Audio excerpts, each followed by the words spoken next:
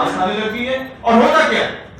ہوتا یہ ہے کہ عوام کو آپ کہتے ہیں کہ سڑکوں پر نکلا، عوام نکلا.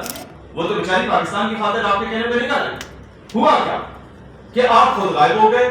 جب لیڈرشپ کی عوام میں موجود نہیں تھی تو اسے تو ان گائیڈڈ میزائل کی طرح جناب کبھی سرکاری املاک کو نقصان پہنچانا تھا، کبھی ایمبولینس کو پہنچانا تھا، کبھی ریڈیو والے کو پہنچانا تھا، کبھی پرچون والے کو پہنچانا تھا، یا جا کے شہداء کی تصویروں کو پہنچانا تھا.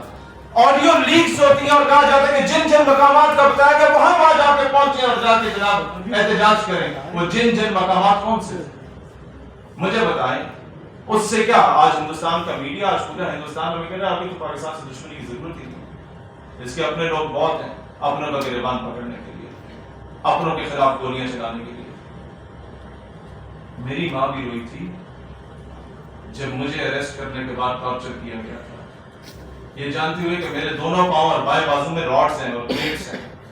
اس کے باوجود 3 گھنٹے تک دونوں بازو پیچھے باندھ کے اس کے درمیان میں راڈ ڈال کے انہی خان صاحب کی حکومت میں مجھے ٹارچر کیا گیا تھا اور کہا گیا تھا کہ ویڈیو بیان بنائیں اور کہیں کہ میں معافی مانگتا ہوں. میں نے کہا سوری، میں یہ بزدل حرکت کر کے اپنے کارکنان کا مورال نہیں ڈاؤن کرنا چاہتا.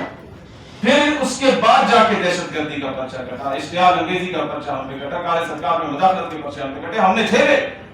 لیکن جیل سے رہا ہونے کے بعد کسی کانسٹیبل پہ بندوق نہیں تانی، جیل سے رہا ہونے کے بعد کسی فوجی کا گریبان نہیں پکڑا، جیل سے رہا ہونے کے بعد پہاڑوں پہ چڑھ کے پاکستان کا پرچم نظر آتش نہیں کیا. میرے میڈیا کے بھائیوں، کبھی کبھار ریاست پاکستان کی خاطر اپنی انا کی قربانی دینا پڑتی ہے.